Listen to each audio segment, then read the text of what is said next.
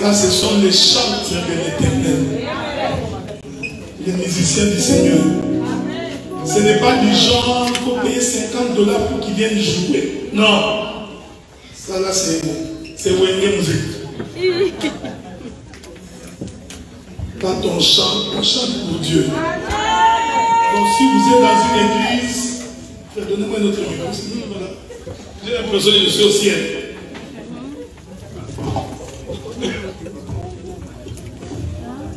Si vous allez dans une église et que vous vous rendez compte que les musiciens pour jouer demandent $50, $80, comprenez tout simplement que Dieu n'est pas là. Prends ta Bible et sors.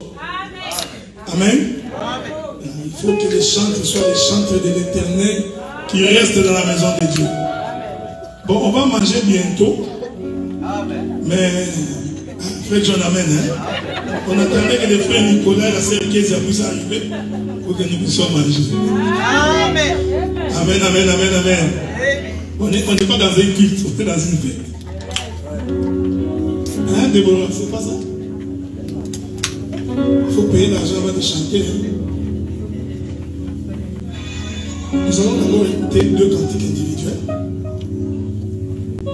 Après, nous reviendrons vers les chantres de Montréal pour 2 autres chansons. Si vous avez un peu de foufou, donnez déjà à Gladys, qui ne se fatigue pas. Et après, nous allons écouter une vingtaine de minutes d'exhortation. Alors, je vais d'abord inviter la sœur Buffy. Sœur Buffy, chant individuel.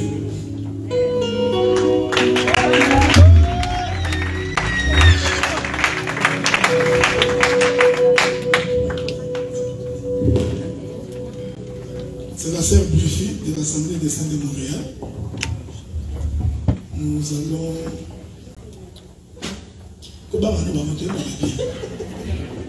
Alléluia. Amen.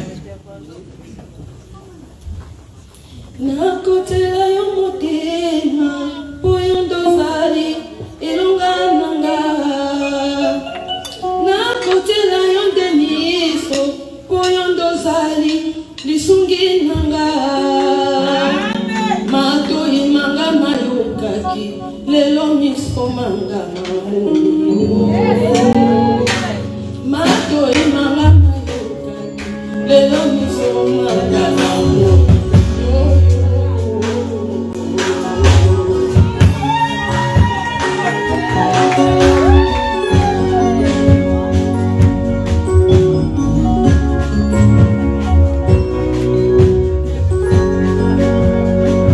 Nakotela yo motema, poyo ndozali,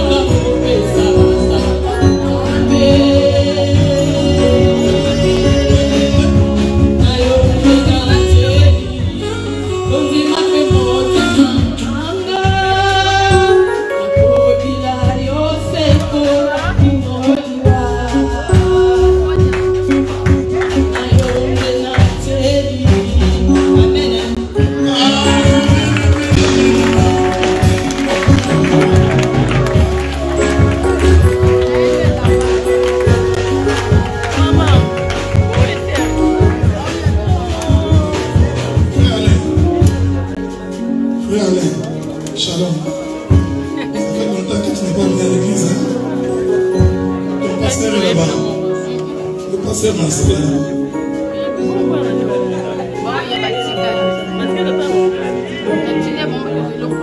Tu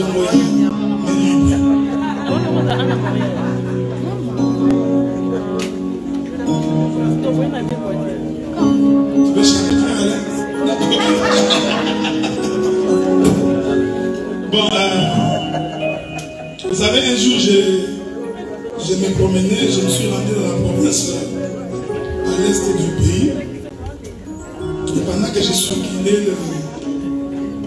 le village à terre rouge, donc j'ai croisé une femme,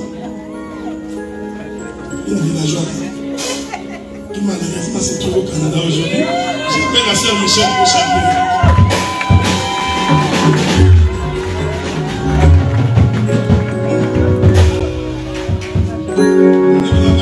C'est une villageoise qui est fière de l'être.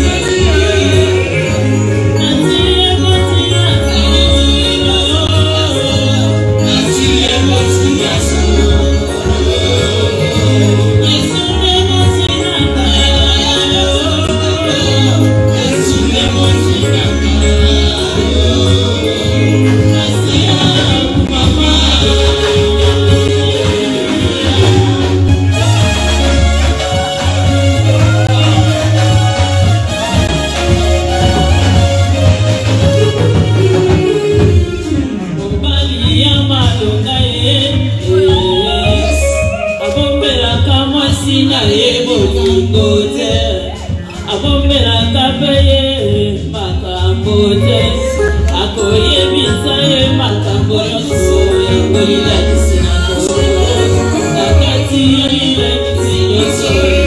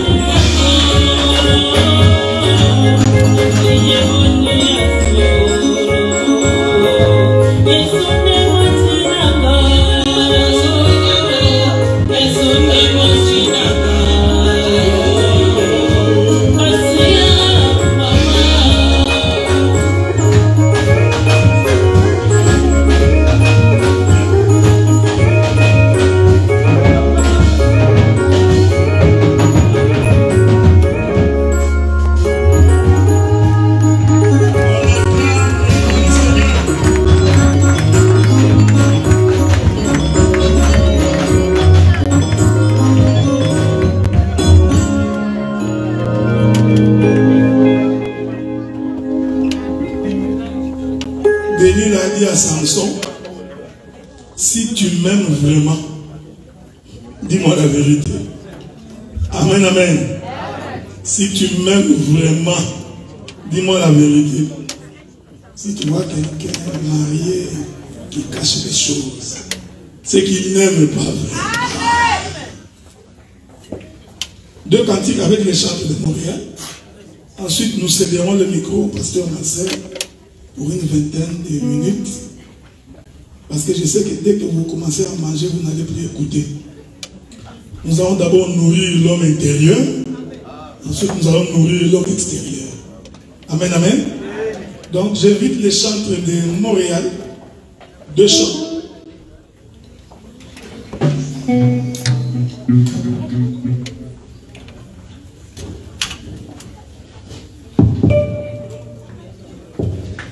Alléluia.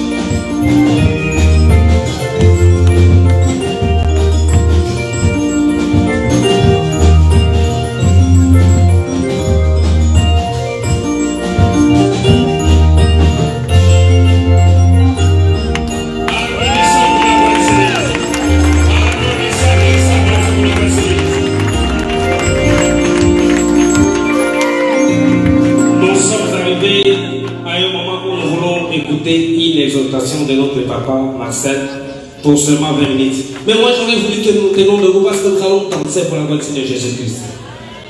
Akumbama, Yesu akumbama, nabomo inanga, akumbama, Yesu akumbama, nabomo inanga, akumbama, Yesu akumbama, nabomo inanga, akumbama, Yesu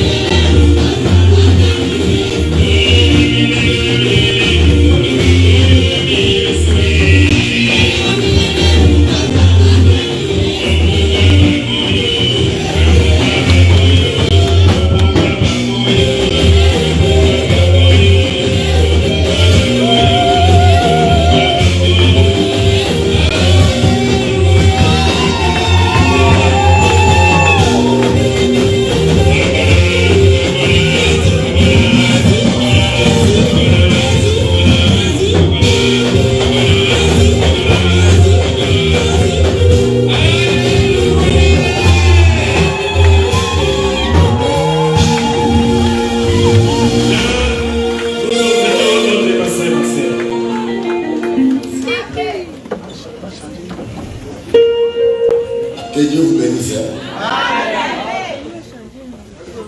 Nous n'allons pas beaucoup parler. C'est une petite exhortation. Seigneur Dieu, nous te bénissons parce que tu es merveilleux. Il n'est comparable à toi. Merci pour ton amour. Merci pour ta bonté et ta miséricorde. Il t'a voulu, Seigneur, que tu puisses nous réunir pour louer ton nom.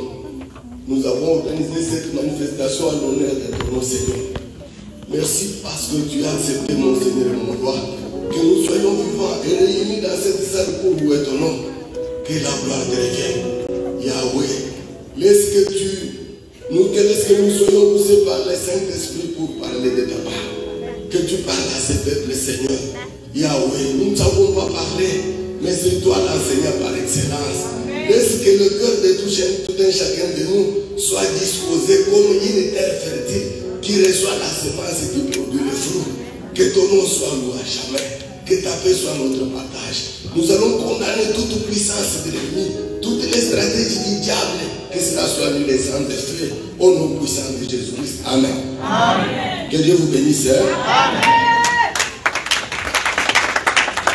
Nous allons parler un peu d'un esclave.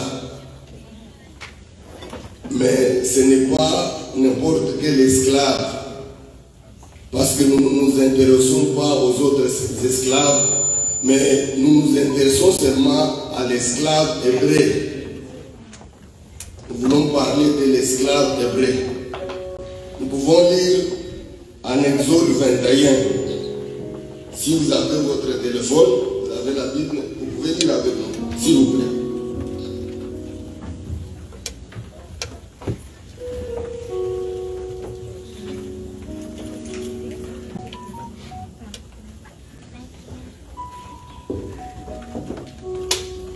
Exode 21, à partir du 2e verset, nous lisons au nom puissant de Jésus-Christ. Si tu achètes un esclave hébreu, il servira 6 années, mais la 7e année, il sortira libre, sans rien payer. S'il est entré seul, il sortira seul.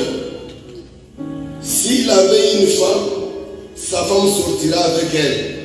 Si c'est son maître qui lui a donné une femme et qu'il en a eu des fils ou des filles, la femme et ses enfants seront à son maître et il sortira seul.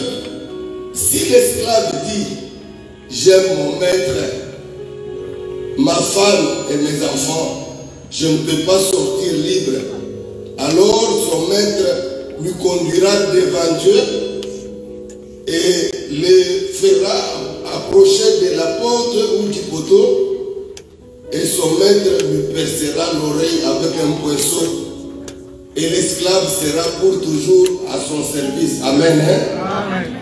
Et si nous voyons un esclave grec qui est au service de son maître, pour un esclave hébreu, il doit servir seulement 6 ans. Quel que soit le prix que vous avez payé pour l'acheter, il doit servir seulement 6 ans.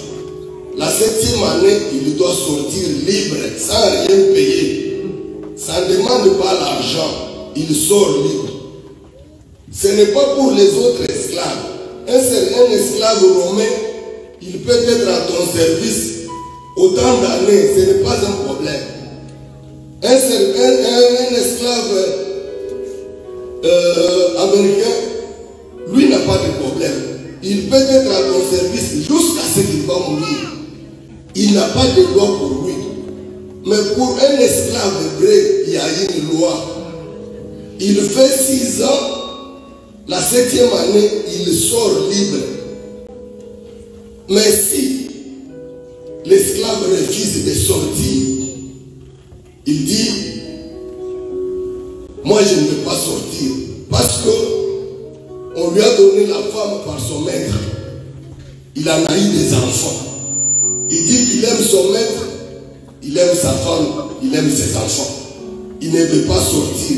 Cet esclave-là, la Bible nous montre qu'on va l'amener devant l'Éternel à la porte, ou bien on va chercher un poteau, on va lui percer l'oreille. En lui perçant l'oreille, lorsque quelqu'un va le voir, il va voir, ah, celui-ci c'est un esclave, il ne peut plus sortir. Il est resté pour de bon parce qu'il a eu les enfants avec la femme que son maître lui avait donnée. Amen. Hein? Amen. Mais un autre esclave, il peut sortir. Celui qui n'aime pas sa femme, celui qui n'aime pas ses enfants, lui il peut sortir. Il n'a pas de problème. Nous ne parlons pas des autres esclaves. Ce ne sont pas les esclaves ordinaires. L'un peut sortir. Pourquoi il sort? Parce qu'il n'aime pas sa femme. Parce qu'il est incapable de secourir la femme. Mais il y a un autre qui a de la compassion pour sa femme. Lui il dit, je ne peux pas abandonner ma femme et mes enfants parce que je les aime. Cet esclave-là, lui, il a de la compassion. C'est un esclave qui a de l'amour. Amen. Hein? Il a de l'amour envers sa femme et envers ses enfants. Lorsque nous lisons dans la Bible, nous voyons un monsieur qu'on appelle un tel. Monsieur un tel, lorsqu'on lui a dit de racheter lui, parce que lui, il avait le droit de rachat avant Boaz. On va vous donner le verset, ne vous inquiétez pas. Lui, il dit qu'il ne veut pas racheter pour lui, de peur de détruire son héritage. Amen. Hein? Lui, il n'a pas l'amour, il est incapable. On lui a enlevé les chaussures. Parce qu'en Israël, lorsque quelqu'un était incapable, pour qu'il donne ce droit-là de l'achat à quelqu'un d'autre, il devrait enlever les chaussures données à celui qui est capable de l'acheter. Et je vous dis d'abord qu'un esclave n'a pas de volonté. Bien aimé, un esclave n'a pas de volonté. L'esclave fait la volonté de son maître. On peut faire travailler l'esclave comme on veut. L'esclave n'a pas de droit. Pour l'esclave, il n'y a pas le droit de l'homme. L'esclave peut travailler selon les désirs de son maître. Lui, il n'a pas de volonté parce que c'est un esclave. Nous voyons des sortes d'esclaves, mais ce sont tous les deux esclaves hébreux. L'un a de la compassion. Il est capable, il veut aider sa femme et ses enfants. L'autre, il dit non. Moi, je ne peux pas détruire mon héritage. Lorsqu'on lui dit de racheter la femme, il dit non. Si je rachète la femme, je vais détruire mon héritage. Il refuse. Lui, il aime son héritage. Lui, il aime sa vie. Pour lui, sa vie est précieuse. C'est Moïse. Amen. Lui, il dit aux enfants d'Israël que je ne peux pas vous mettre tous au monde. Vous savez, même quand il a rencontré le Seigneur dans le buisson ardent, il a enlevé les chaussures. C'est un signe de l'incapacité. Il est incapable. Il donne à la femme la charge, la loi. Mais il ne sait pas aider la femme pour que la femme puisse bien transporter la charge. C'était une charge lourde. Moïse était incapable de l'aider. Amen. Hein? Mais il y a un autre esclave qui aime sa femme, qui aime ses enfants. Là, c'est le Seigneur de gloire. Lui, il aime sa femme. Lui, il a de la compassion. Nous pouvons lire dans Jean 6:38. Vous pouvez lire avec moi, s'il vous plaît.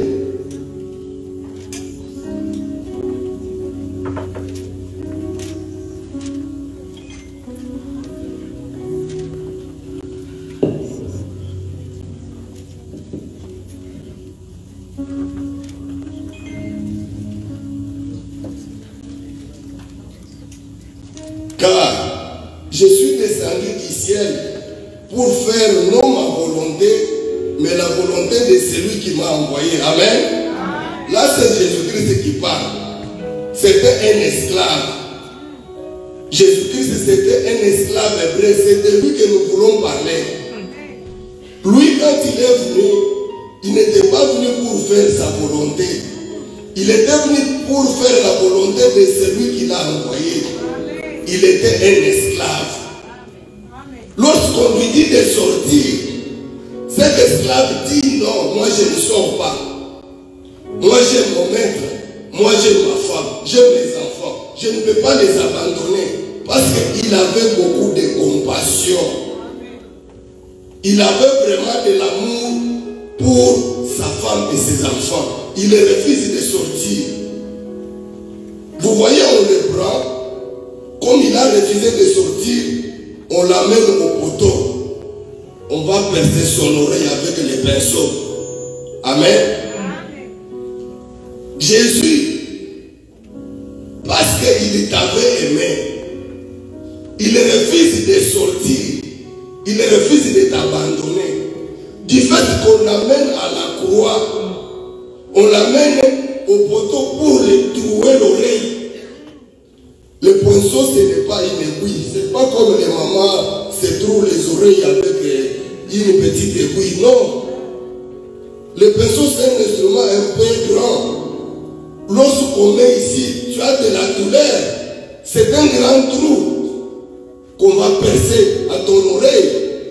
Et tu auras mal. C'est un signe de la douleur. Le poteau ici signifie la croix. Amen. Le poteau ici signifie la croix. Le Seigneur, à cause de nous qui étions esclaves, il refuse de nous abandonner. Il accepte d'aller à la croix. Il accepte de souffrir pour toi et pour moi, pour que nous soyons sauvés. Or que Moïse, lui, il laisse Israël. Moïse, lui, il ne donne pas sa vie. Lui, il donne les sangs des boucs. Il donne les animaux. Mais le Seigneur de gloire, lui, ne donne pas le corps de quelqu'un d'autre. Il donne sa vie lui-même. Amen. Vous voyez que l'esclave, lorsqu'il refuse de sortir, c'est lui-même qui reste là. C'est lui-même qui doit endurer cette souffrance dans sa chair. Amen. Mais l'autre profite. Il dit, ah, moi je ne veux pas gaspiller mon héritage. Il sort. Il refuse de racheter Ruth. Parce que je te signale que Ruth, c'était une païenne. Un tel ne voulait pas racheter une païenne. C'est ainsi même Moïse avait horreur de nous. Amen. Il avait horreur de nous. Mais Jésus-Christ, il a accepté de nous racheter. Il a accepté de souffrir à la croix. Il a versé le sang pour toi et pour moi. Il a enduré la souffrance dans sa chair. Amen. Il pouvait donner l'argent pour nous racheter si c'était possible. Il pouvait donner de l'or. Lui étant Dieu, il pouvait faire qu'il donne l'argent et que nous soyons rachetés. Mais il accepte de se donner lui-même. Il a donné tout ce qu'il avait. Tout ce qu'il avait, c'est sa vie. Amen. Il a donné tout ce qu'il avait. L'esclave hébreu, Jésus-Christ, le Seigneur de gloire. Vous savez, lorsque il se rencontre avec la femme samaritaine, les disciples étaient allés chercher la nourriture. Parce que soi-disant, il avait faim. Mais lorsque la femme samaritaine arrive, il va parler avec la femme samaritaine. Les disciples amènent la nourriture. Les disciples commencent à le presser pour manger. Il dit, ma nourriture, ce que j'ai besoin de manger est de faire la volonté de mon Père. Amen. Jésus-Christ, le véritable esclave, il faisait que la volonté de son maître, la volonté de son Père. Il ne pouvait pas faire sa volonté. Il ne pouvait pas faire sa volonté, bien. Nous aussi, nous sommes des esclaves. La Bible dit ceci. Quelqu'un est esclave de quelque chose qui lui domine. Si tu es dominé par le péché, tu es esclave du péché. Si tu es dominé par la parole de Dieu, tu es esclave de la parole de Dieu. Tu es esclave de Dieu. Amen. Nous pouvons descendre. Nous n'avons pas beaucoup de temps. Nous pourrons.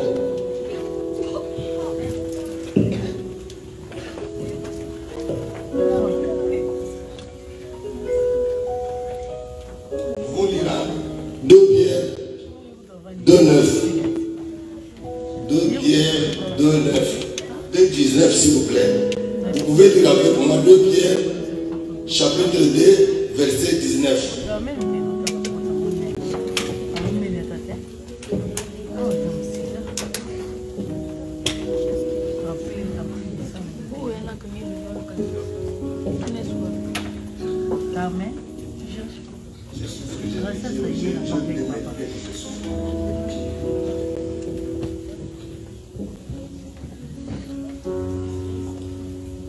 Ils leur promettent la liberté quand ils sont eux-mêmes esclaves de la corruption, car chacun est esclave de ce qui a triomphé de lui. Amen. Chacun est esclave de ce qui a triomphé de lui. Chacun est esclave de ce qui lui domine. Qu'est-ce qui te domine? Si c'est le péché, tu es esclave du péché. Ce qui te domine, si c'est la parole de Dieu, tu es esclave de Dieu. Tu es esclave de la parole. Amen. Hein? Nous sommes tous des esclaves. Soit tu es l'esclave du péché, soit tu es l'esclave du Christ, l'esclave de la parole de Dieu.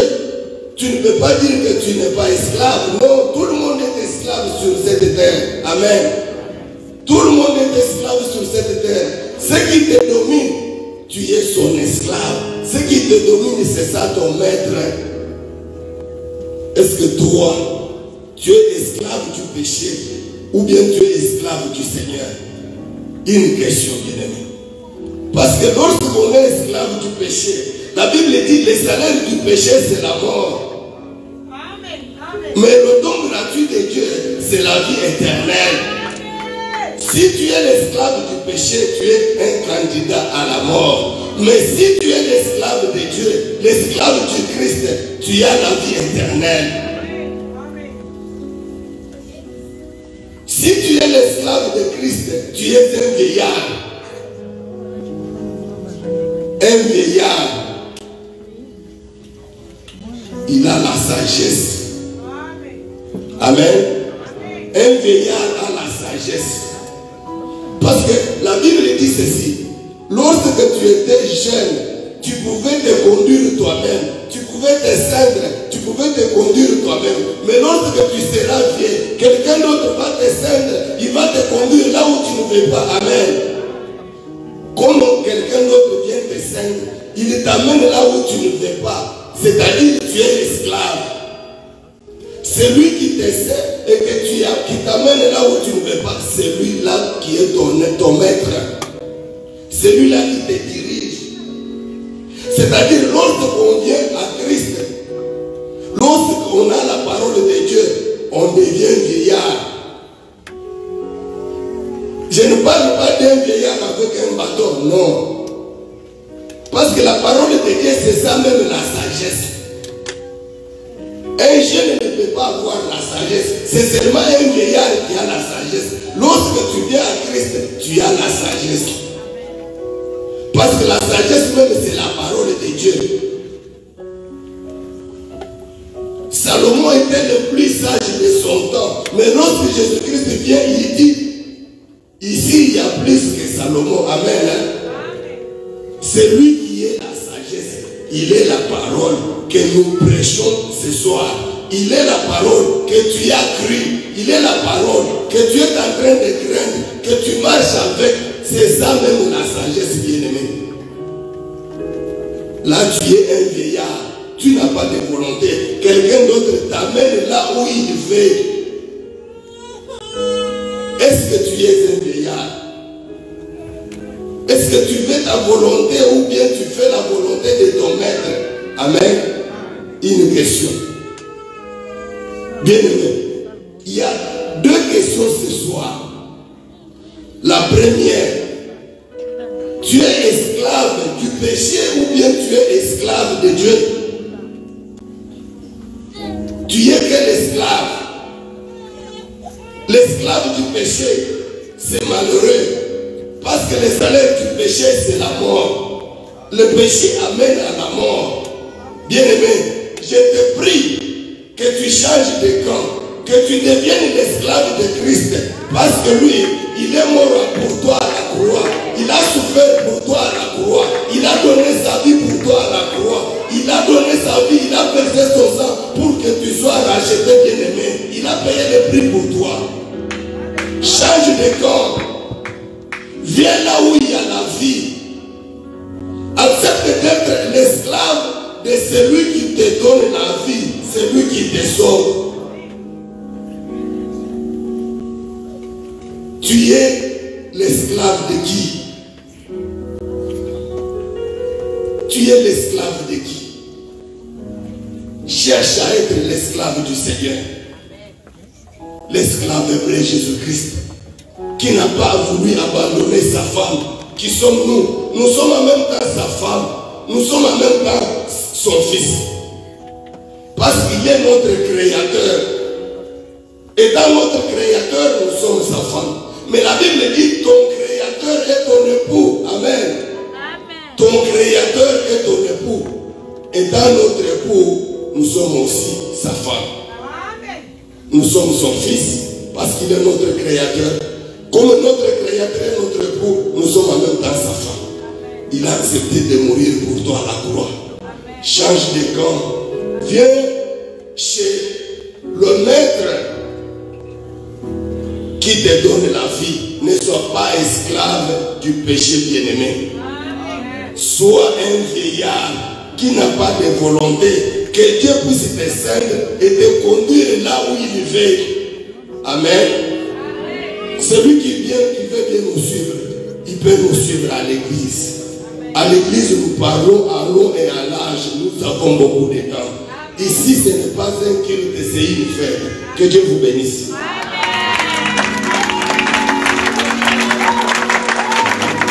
Est-ce qu'on peut acclamer le Seigneur? Est-ce qu'on peut acclamer les noms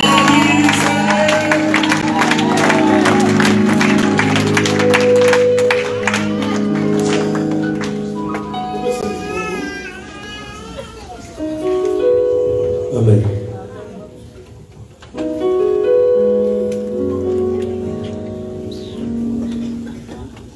Voilà, ça c'est bien. Amen. Freddy, Oui. on va manger. Hein? Nous allons manger. Moi j'ai trop faim. C'est ça, parce que la Bible nous dit qu'il y a un temps pour tout. Nous avons écouté la parole de Dieu et nous sommes arrivés à un moment où nous allons manger. Voilà. Bon, tu invites quel numéro de table tu vas inviter? Numéro 1 ou numéro 3? Pour le moment, je sais qu'on commence par le numéro 1. Numéro 1. Table numéro 1. Vous allez vous apprêter pour aller manger. Vous entrez là-bas, vous vous servez et vous rentrez. Mais pendant ce temps, on appelle la soeur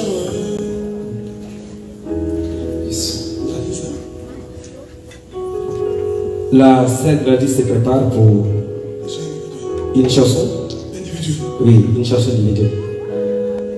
Pendant que la soeur s'avance, nous acclamons le nom du Seigneur.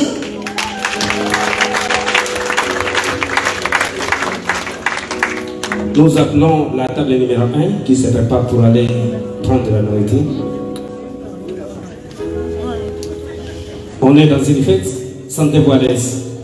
Mais n'oubliez pas que nous sommes dans une fête des chrétiens. Oui. Surtout ça. Et c'est toujours comme ça.